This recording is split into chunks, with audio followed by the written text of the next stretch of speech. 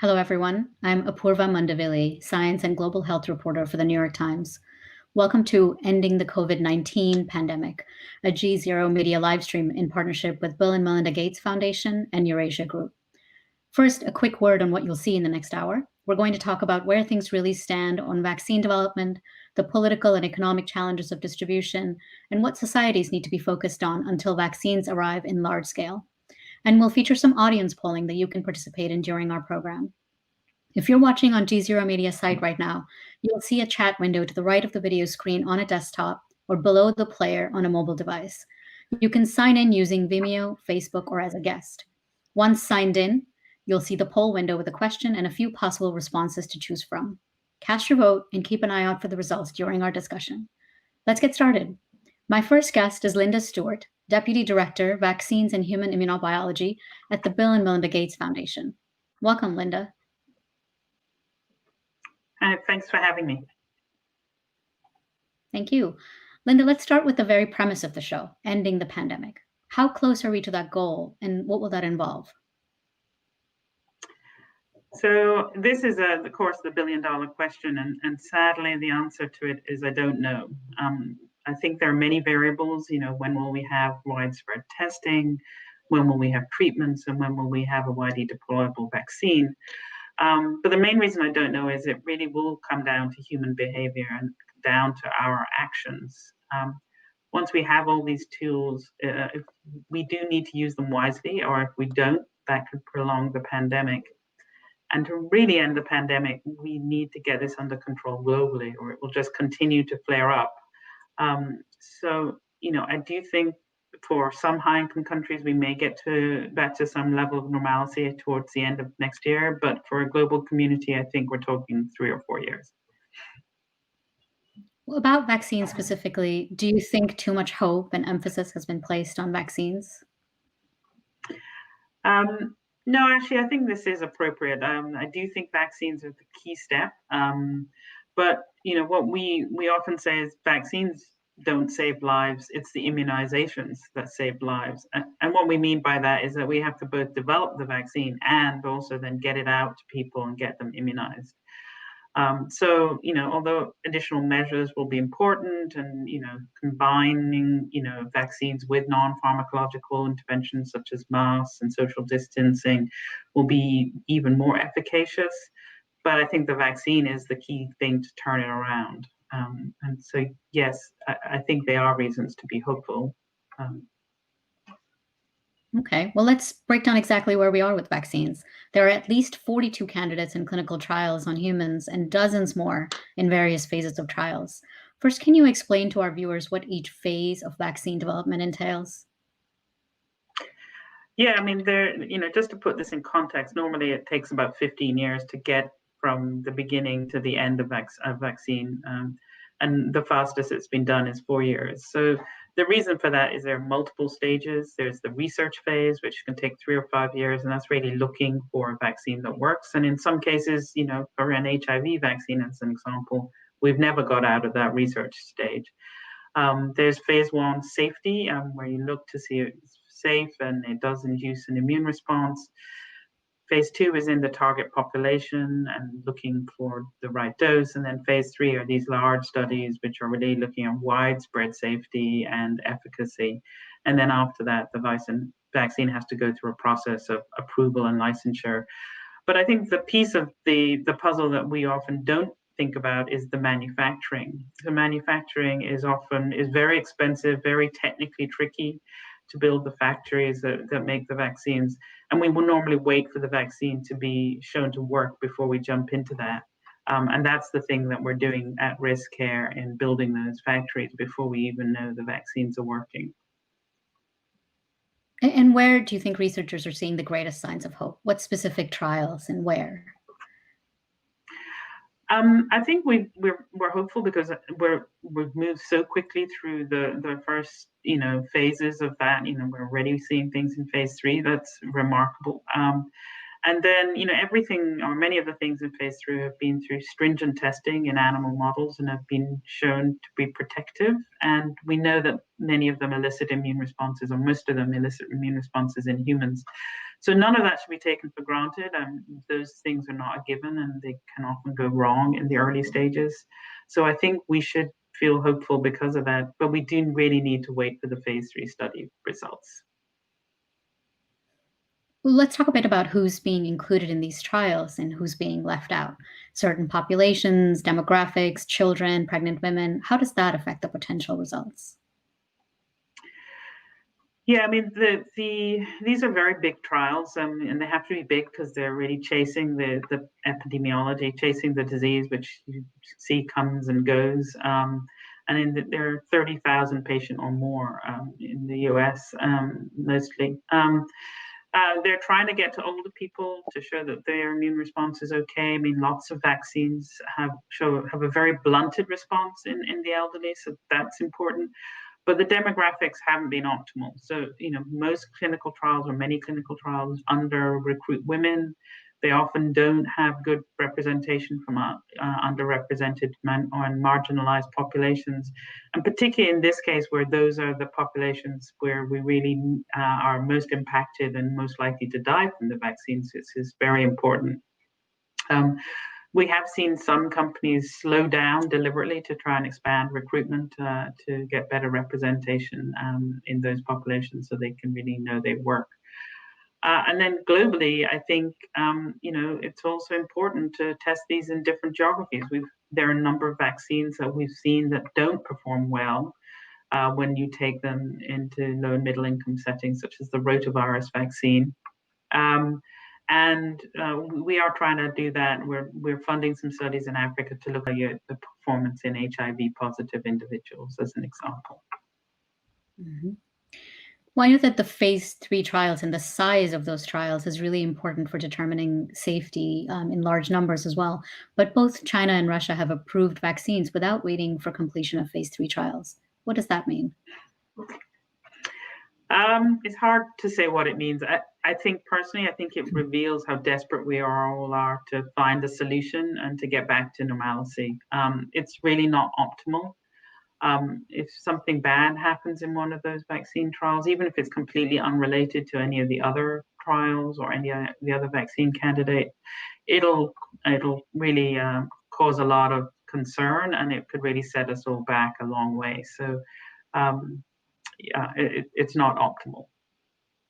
Mm-hmm.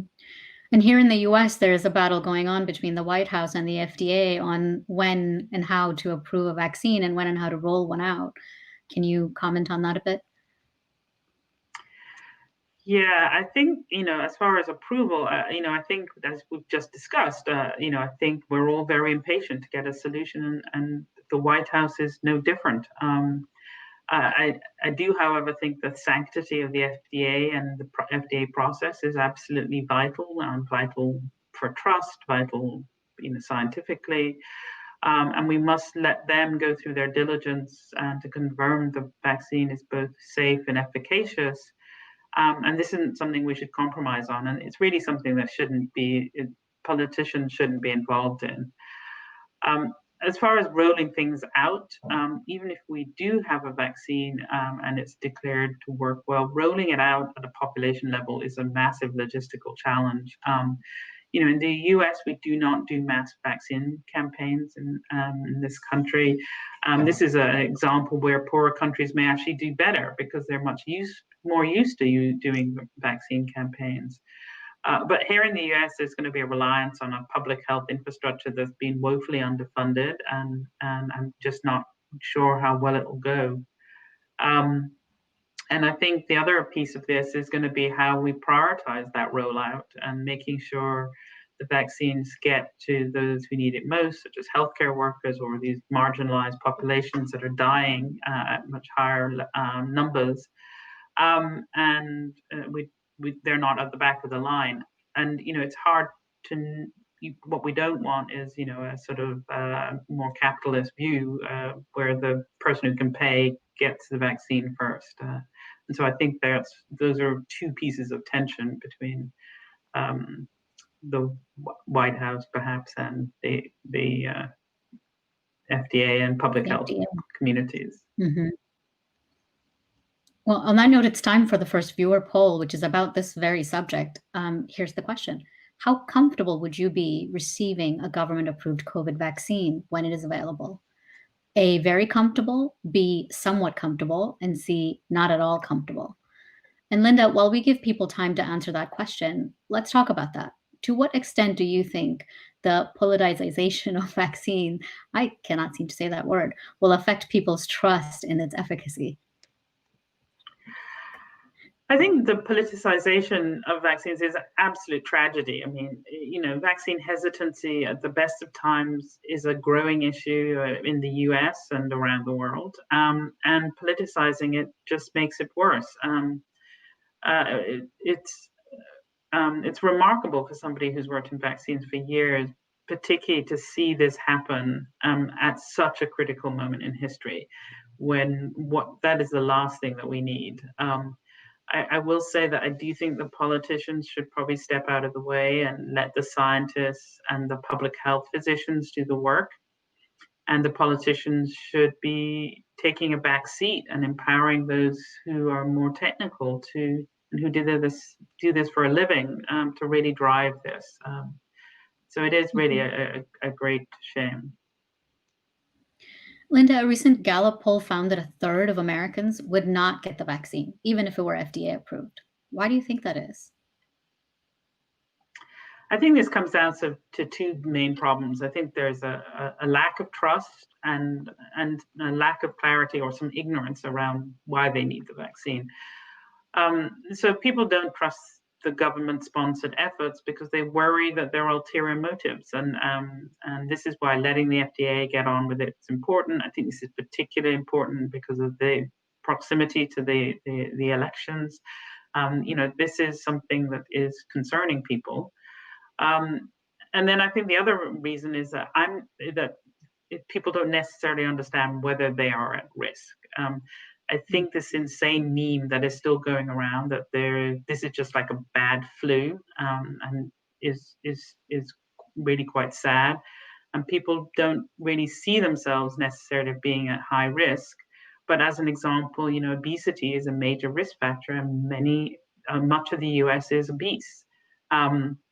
So, many people are simply in denial that they need it. So it's hard to comprehend this when a million people have died. We just passed that grim milestone. It's not just made up, but I think a clear and consistent messaging would really help here. Mm-hmm. And the numbers of people who say they won't get it are actually slightly higher among non-white Americans who tend to be more vulnerable to the virus. Let's unpack that.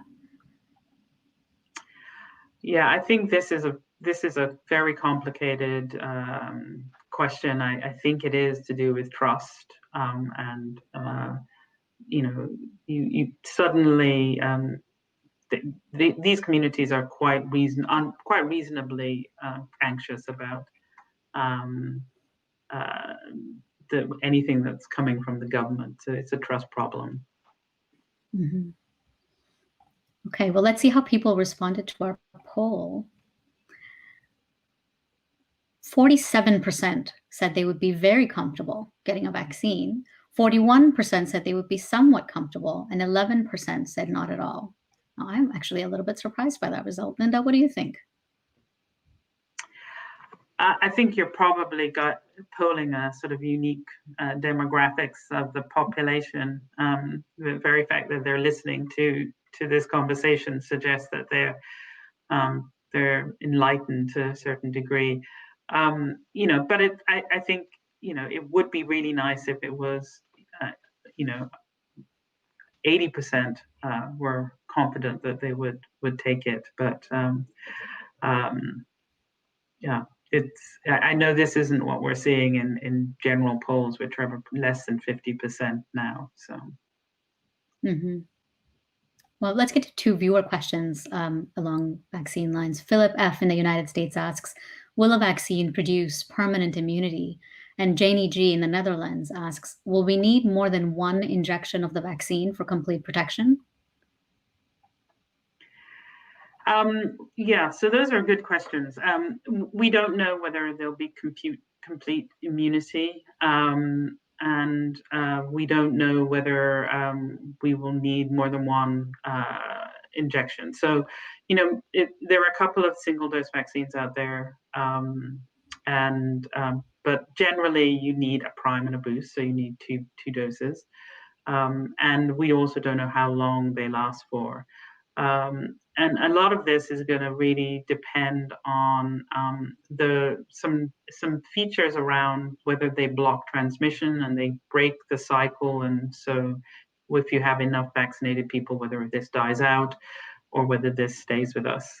So it's very hard at this point until we see some of these results to know what the vaccine is actually going to look like. Lynda, Stuart, thank you so much for joining us. Thank you.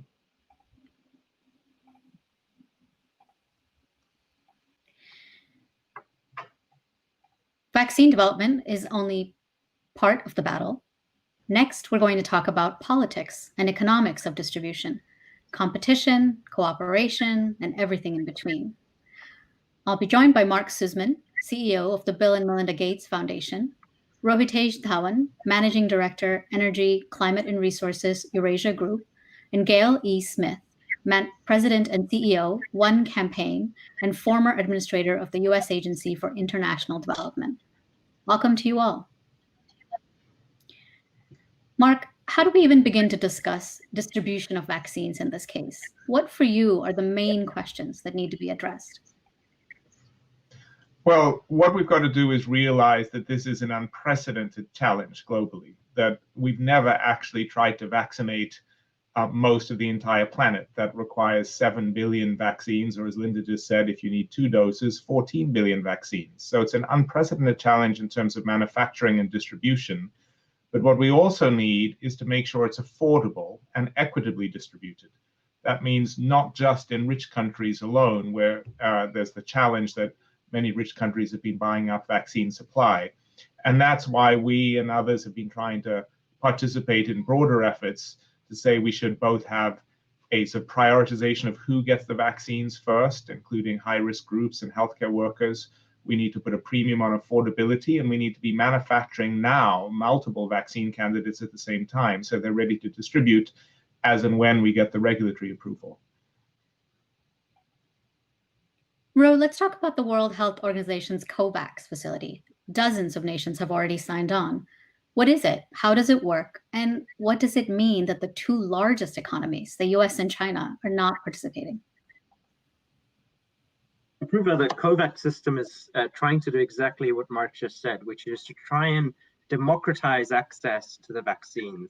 I think of it a bit like a global mutual fund for vaccine development, where the world pools its resources together, backs a set of vaccines. In this case, there are 9 vaccines in play, and then ensures that when the results are available, that those results are made available to everybody with equality as the guiding principle.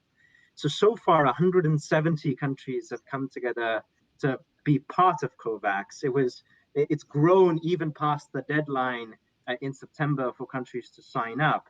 But as you point out, very notably missing are both the US and China, for different reasons, I would say. In the China case, China has continued to signal quite positive signals about potentially joining COVAX and certainly supporting it. In the case of the United States, it's been a clear decision that the ability for the United States to strike bilateral deals for access to the vaccine is a higher priority in terms of how the country will progress. Many of us have connections to South Africa, and there's a saying in South Africa that says, if you want to go far, go together. If you want to go fast, go alone. Well, certainly the political momentum for the United States is to go fast, and that's why we're seeing the United States go fast. But for 170 countries, COVAX represents an opportunity to go together. That's a really interesting saying, very apt for the moment. Let's pause for a moment to ask our viewers another question. If your country develops a vaccine, should it be shared globally before all of its citizens are vaccinated? A, yes. B, no. While we wait for their answer, let's continue. Gayle, what's the state of play for middle income and least developed nations in this discussion? Well, this is the big challenge because it's those countries that have the least ability to engage in the kinds of deals that can procure the vaccines that are needed, which is why the initiative that's been described here, whether it's COVAX or the work that Mark laid out, is both about accelerating the distribution of the vaccine, but also ensuring greater and equitable coverage. And the thing that's really important here, it's the right thing to do. It is more equitable, but it's also scientifically smart. The epidemiology makes clear that if we distribute vaccines in a certain way, we can shorten the lifespan of this pandemic. If we don't, and we see what's happened typically, which is that it takes on average 7 years for a vaccine available in wealthy countries to be available in lower and middle income countries, we're going to extend the lifespan of the pandemic. So they are trying to get in the queue. They are joining COVAX. They're very interested. They're trying to put resources on the table. But we can't afford to repeat what's happened in the past, which is a real inequity that, again, will extend the life of the pandemic. To your point, it's estimated that 12 million Africans died waiting for effective HIV/AIDS therapies. How do we ensure a similar kind of inequality doesn't develop here? Well, I think we got to do a few things. I think it's really, really important to act in support of this initiative to get equitable coverage. I think it's also important that there be transparency so that citizens around the world know, both to the points we heard earlier, the facts about how this works. You know, epidemiology is a great thing. It's scientific fact, and you can actually map out how this can work and what will make a difference. And I think, frankly, we need to put pressure on our leaders and provide incentives where those are appropriate. We're going to launch something called the Vaccine Access Test to rate governments and companies on whether or not their actions contribute to global equity. But I think we've got to keep the public pressure on, quite frankly, based less on the normal conventional politics and more on the fact that our expectation is that leaders will come together to shorten the lifespan of this pandemic and not extend it. And if you want to do that, then you've got to include the whole planet in the exercise. Well, here's a viewer question on a related note. Ismail in Kenya writes, how do we ensure that developing countries get their shares of an effective vaccine once approved? Well, I Mark, imagine Mark or others, or go ahead. Yes, well, partly that is exactly what the COVAX facility is intended to try and do. So it's, as I was saying, it's kind of like a pooled risk mutual fund, which poor countries and rich countries are able to join together. And that then you have a kind of mechanism that both maximizes the procurement so that there'll be a certain degree of proportion given to all participating countries for around, say, 20% of their population. And that would allow Kenya to get access at around the same time as the United Kingdom or Canada or other participating countries. So that's why we think that's so important. And as Gayle said, you know, we did some modeling as the Gates Foundation in our annual Goalkeepers report, which just came out, which looks at progress towards improvement in the Sustainable Development Goals, and normally is a very good news report that tells you how much progress is happening that people don't realize about. And this year was a bad news report about how big some of the setbacks were, including massive setbacks on vaccines. But that report also did a modeling exercise, and the modeling exercise was trying to say what would be the effect on the virus if you took the first 2 billion doses and you gave them exclusively to high-income countries, or you distributed them more equitably. And the modeling showed clearly you would have twice as many deaths if you did it exclusively to the high-income countries and delayed it. So from a pure epidemiological, a moral argument, all of these, I think the world really needs to think about how we address this together to make sure that that lag that you talked about from HIV does not happen in the case of COVID vaccines, and indeed other COVID treatments like diagnostics and therapeutics. Mm-hmm. Ro, there's also a geopolitical competition playing out here. We think of decoupling, the Chinese and US systems and economies growing further apart intentionally. China and the US are both trying to go it alone here. What happens if China gets to an effective vaccine first? They're already testing in Brazil, Indonesia, Turkey. Will those nations get first dibs on the finished product?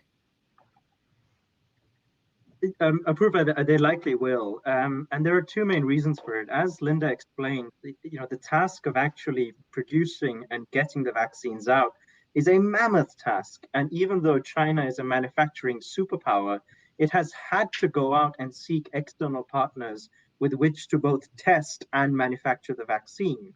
So in addition to Brazil, Indonesia, Turkey, the list is long. The United Arab Emirates, the Saudi Arabians, Peru, Chile, Pakistan. There's a set of countries that China has built partnerships with for testing and manufacturing the vaccine. And the agreements are, of course, to give those countries some portion of the vaccines that are thus developed, but also for China to have access to the spoils of the work.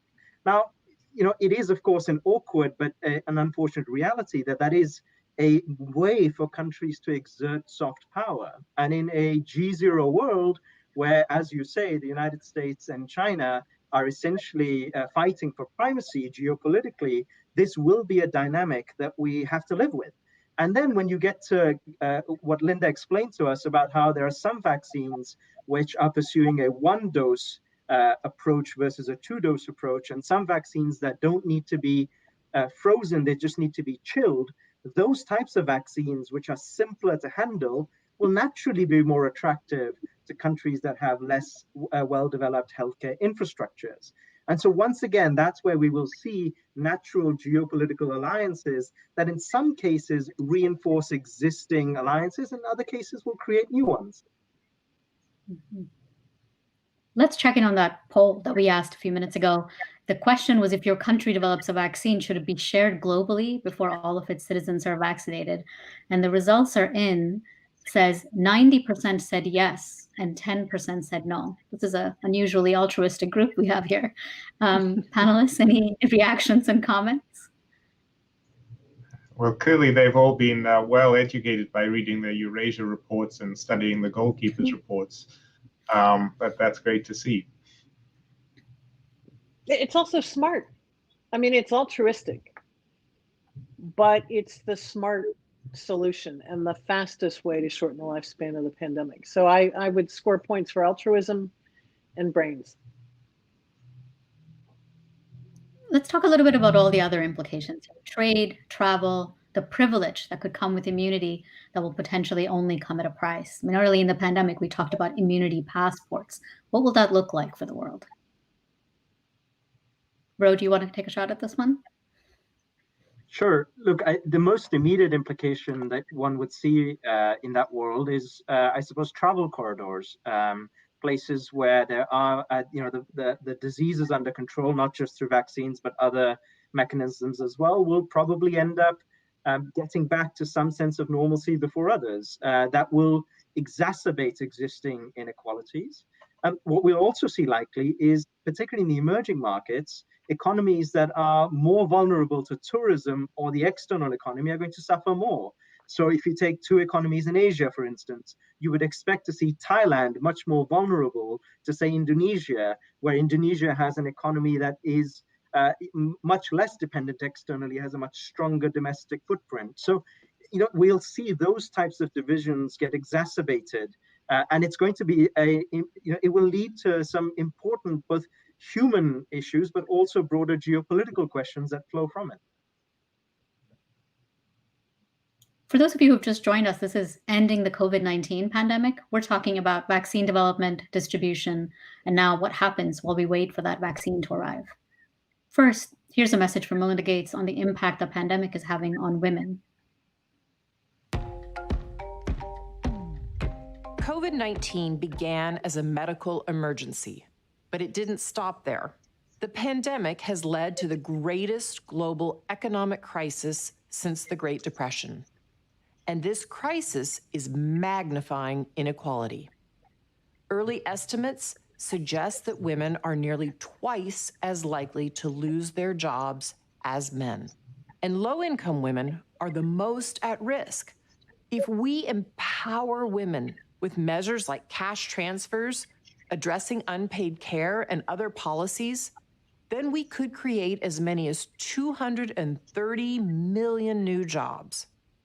So as the world confronts a long-term global economic recovery, one solution must be at the center: making sure women have economic power. Gayle, before we discuss what life will be like until the vaccine, let's discuss what life is like right now for vulnerable populations around the world and how this pandemic has exacerbated that. Thoughts?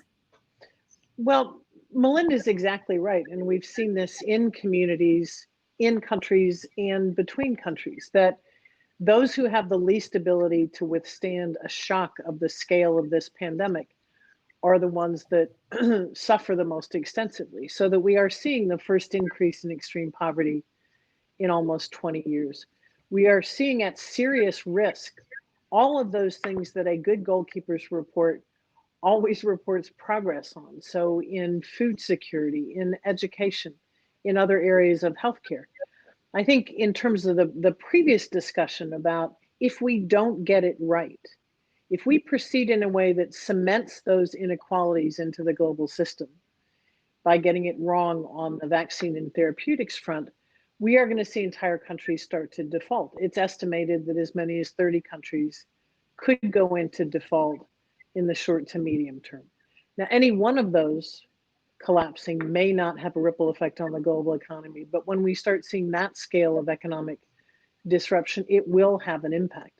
So the tragic irony here, but it's also the opportunity, is that with investments now in vaccines and vaccine availability and access everywhere, and in shoring up the progress that's been made over the last 25 years, we will spend a lot less money, provide the world with much more confidence that it is a fair place to live, and in the pandemic.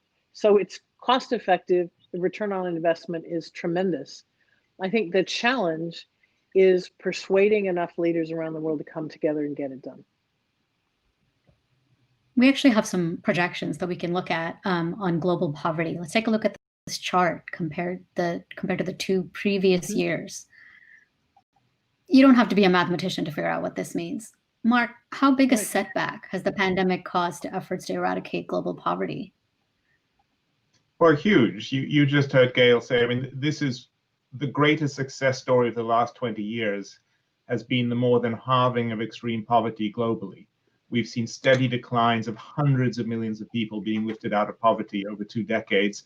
And now we're seeing a dramatic reversal with at least, the current projections are 37 million people thrown back into extreme poverty, an increase, and potentially much larger numbers in the future if we don't address that.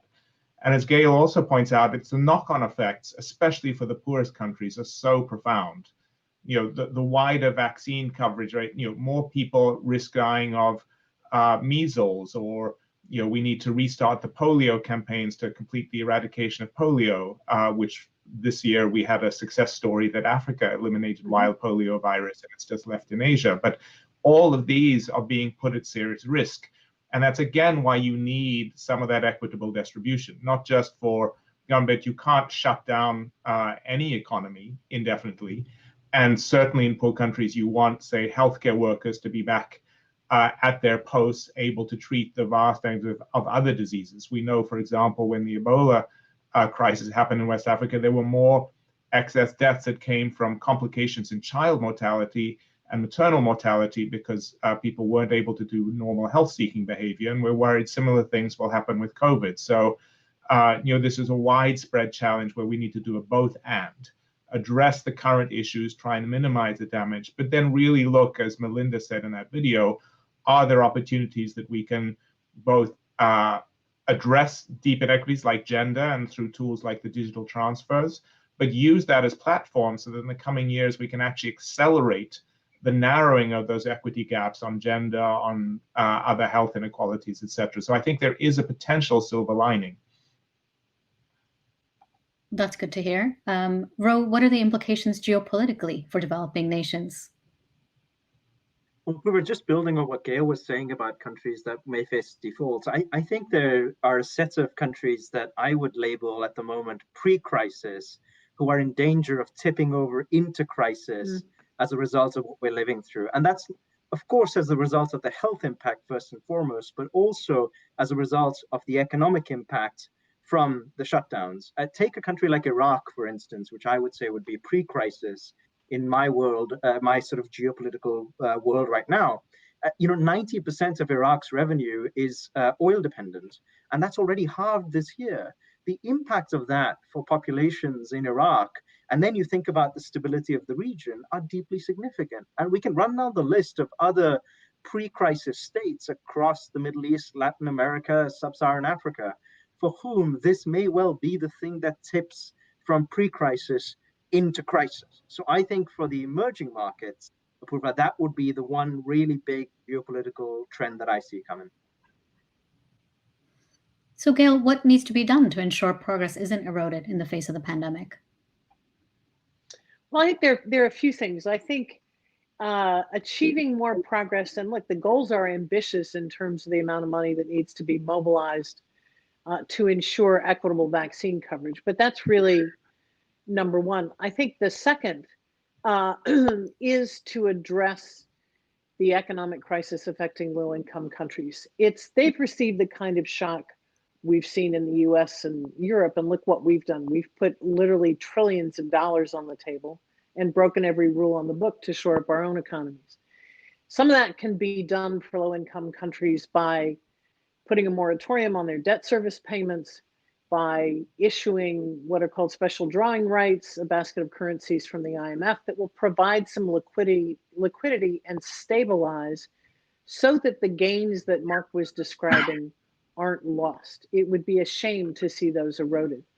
I think the third thing is that we need to see countries maintain and really extend their commitments to development more broadly. I mean, Melinda made a very powerful point that there is a huge opportunity here, not solely to address the inequities that have been exposed so dramatically so that we can get back to the status quo, but to take that exposure as an opportunity and indeed, I would say a necessity to build back in a way that we surpass the status quo and get to the point where we're increasing jobs, decreasing poverty. But it takes movement on all of those fronts. And I think it takes a level of global cooperation that has been a little absent over the last couple of years. I'm very struck in the discussions of China. It wasn't that long ago that the US and China cooperated very ably on something like Ebola. So it's also figuring out where we can forge cooperation, even in the small places, to get this started, because it cannot be done by just a handful of countries. I'd like to ask each of you to answer a question that I think haunts all of us. What does life look like globally if vaccine isn't a reality anytime soon, or simply isn't the silver bullet we want it to be? Well, maybe I'll start. And we're known at the Gates Foundation for being impatient optimists. I will say, as you heard from Lynda at the start, that we do believe the prognosis for a vaccine is relatively good, and there are multiple vaccines. And even if the first wave aren't fully effective or require a couple of doses, we're taking enough shots on goal, and we're being smart enough that we're cautiously confident some combination of the vaccines online will help. But even if they don't or they're delayed, there are other important advances taking place.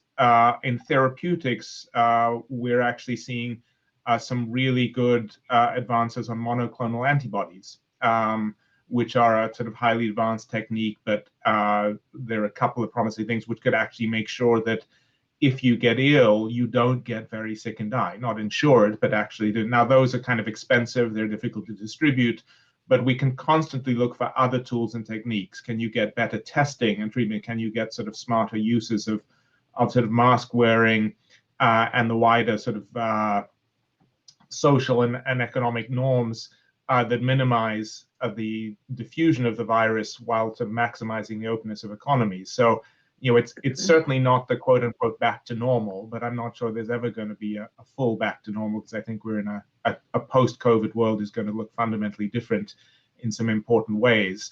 But I think we shouldn't lose sight of the fact that there are positive steps that will allow us to keep addressing the wider sets of challenges and opportunities that Gayle and others have talked about, while confronting the reality of the virus, which we do need to tackle and affects every aspect of all of our lives right now. I like that note of optimism. Ro? Well, Apoorva, I think the way I think about it geopolitically is that the future you describe of one where we haven't yet made a breakthrough in vaccines, that future is already here. It's just not evenly distributed. And what I mean by that is that there are some large emerging markets for whom living with the virus has had to be a de facto strategy because social distancing is often not possible in the lives that people lead in those countries, and lockdowns aren't feasible either. And so I think the experiences of countries like Brazil, India, Nigeria, and several others, I think are a sign of what life will be like until we do have a breakthrough in the vaccines. And Mark gives us some really good reason to be hopeful that even without vaccines, we'll have a way to manage the disease burden. But I think to go into it with our eyes open, that I think these large emerging markets do give us some sign of what this scenario of living with the virus might look like. Gayle? On the upside of if we don't have a vaccine, I would very much agree with Mark. I'm optimistic that we will have one, but I think the continued progress on therapeutics is a path that we've got to also be very focused on. As well, and while they are insufficient alone, some of the practices we've had to adopt, mask, social distancing, those are going to have to be a feature of life going forward. And the efficacy of those will depend, I think, again, on the ability of community and political leaders to persuade people and demonstrate the importance, because we've seen in a lot of countries where those have been absolutely instrumental in progress. On the downside, I think there is a real danger, to Ro's point, that there will be a set of countries that are in a state of, quite frankly, perpetual crisis as a result of this. Because when we were discussing earlier, if we have travel corridors, there are countries whose economies will collapse.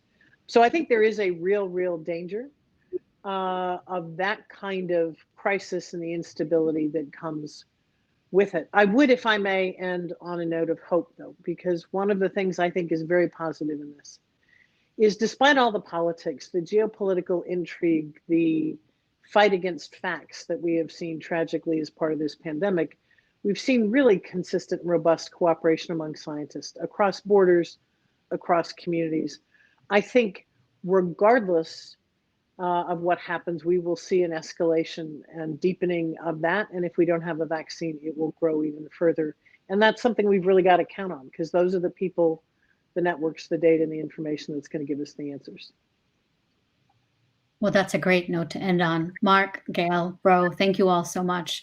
I'm Apoorva Mandavilli. Viewers, thank you for watching, and be well.